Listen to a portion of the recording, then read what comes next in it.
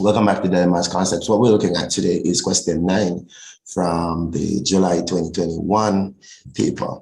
So it's a circle theorem question, and yes, it reads as follows. It says in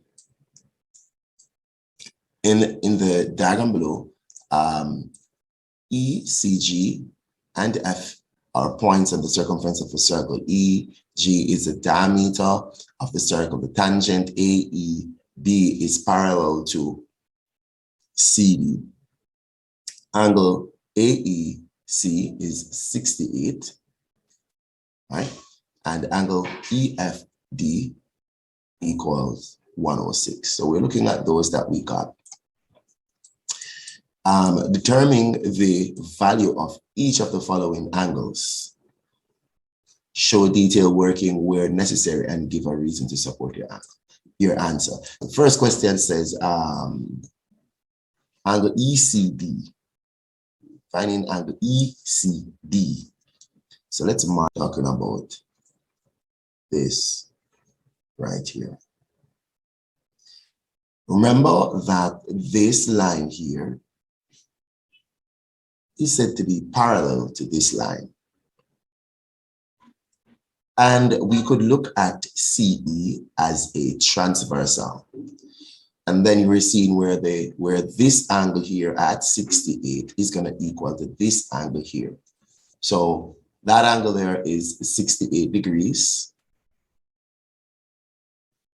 based on the Z angle, or what we call alternate angle. So this is 68 degrees here based on the Z angle here, or what we call alternate angles.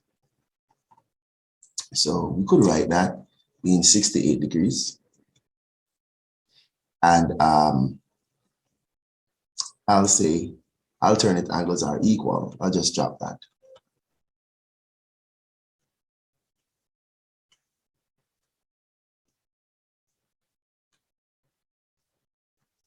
Alternate angles are equal. Next question says angle CEG. So we're looking at CEG. Mark that angle. Let's mark that angle first. CE with a G. CEG. So we're asked to find this angle right here. Now we can easily find that angle here. I'm going to highlight the idea.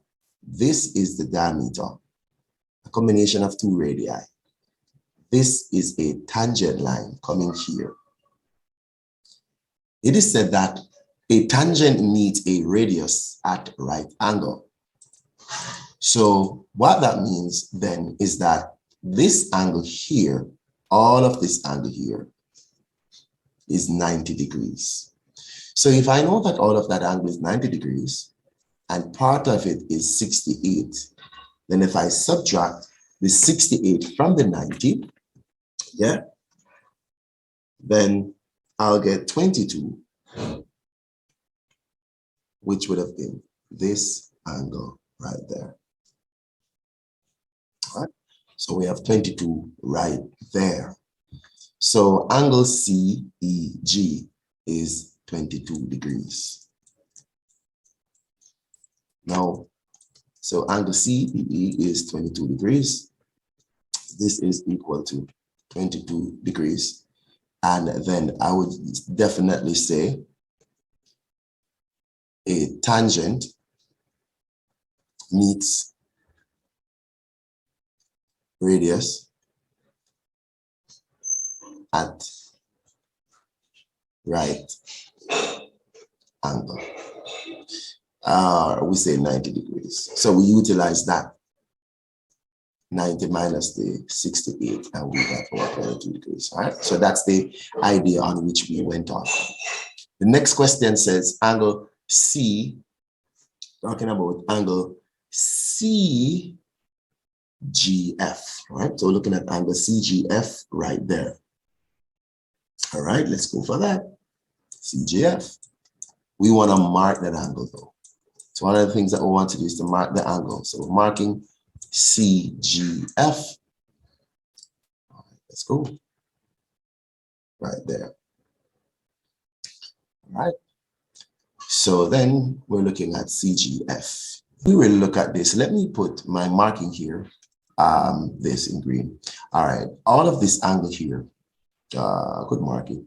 All of this angle here would have valued 106. That's based on the alternate angles again. All right, so this 106 is alternate to that angle that I just marked here. All right, so it's 106. Now we could see that we know 90 out of it. So then if we could say, okay, all of that angle, so I know that this, all of this piece is 90 out of it.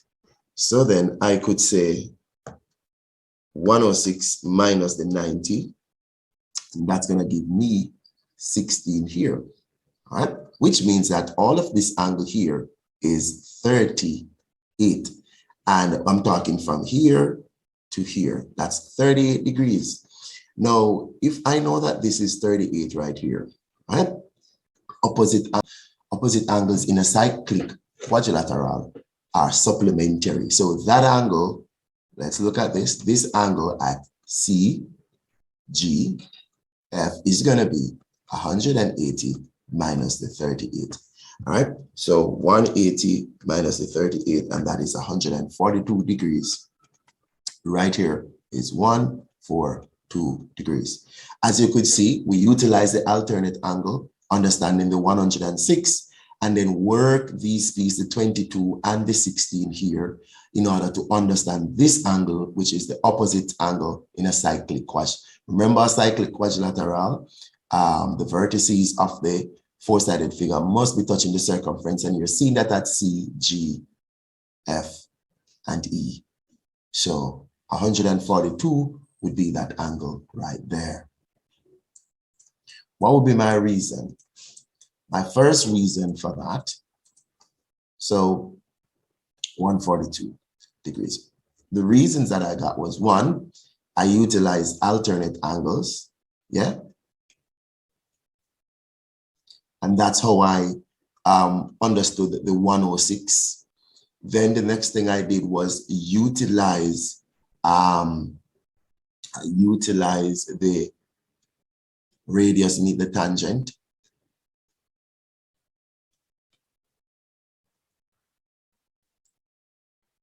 All right, the radius meet the tangent, and that is how I dealt with the 90 degrees when I subtract the 90 degrees, getting the 16.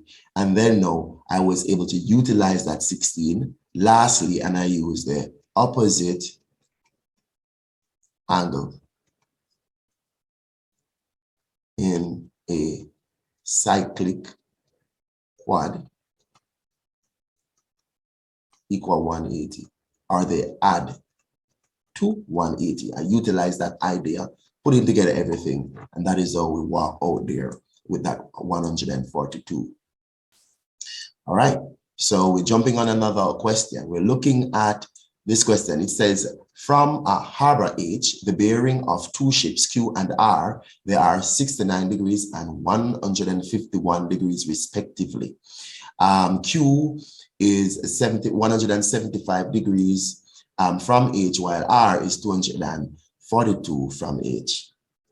All right, all right. So everything is from H, and we are told that, hey, all of this is one diagram by showing the information given. What I want to put on though is the 175 Q. So this is 175 kilometers. And then I want to put on my bearing here, which is, so this was 151 degrees, and the 75 and the 69, and there would have gotten that mark, all right, in terms of labeling, all right?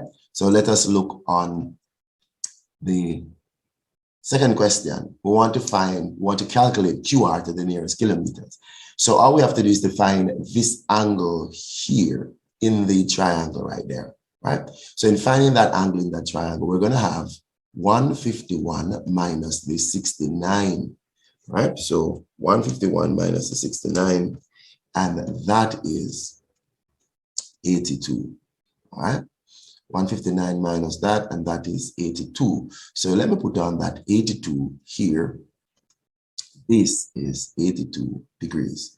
And then now we're able to use the cosine rule. So we could say QR squared is equal to 175 squared plus 242 squared minus 2 times 175 times 242 times the cosine of 82 degrees. So all we're going to do is to make sure that there is no error. All right, 175 squared. That's going to give us 30,000.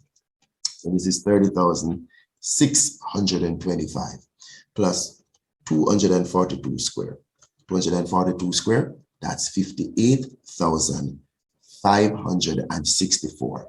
Then I'm going to employ -2 times 175 times 242 times the cosine of the angle, which is 82. And then I'm getting 10,770 and 87.96. All right, let's put together everything, right? So we're talking about up everything there and making sure that we're getting out. All right, so that is 30,625 plus 58,564. And then we're going to be taking from that 11,788. We're getting, so here we're getting 77,401.04. I'm going to take the root of that, square root. And the square root of that is going to give us 278.2 km.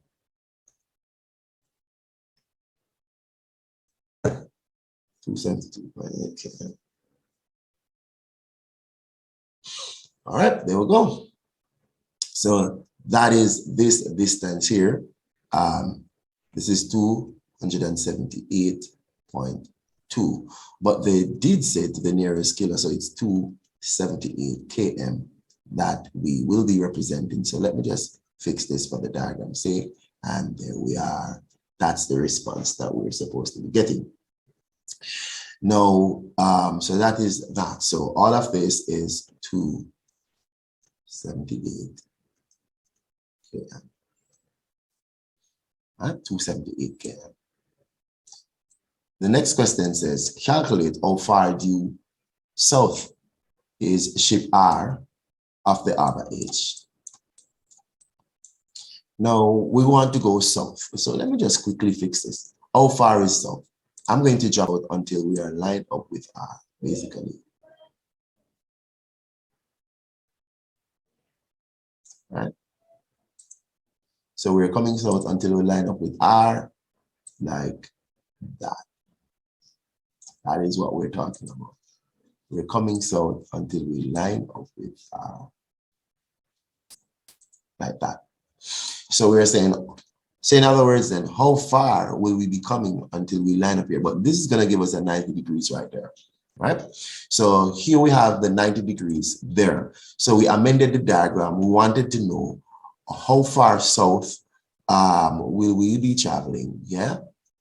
Like this until we're lined up with our R. And that is going to give us a 90 degrees.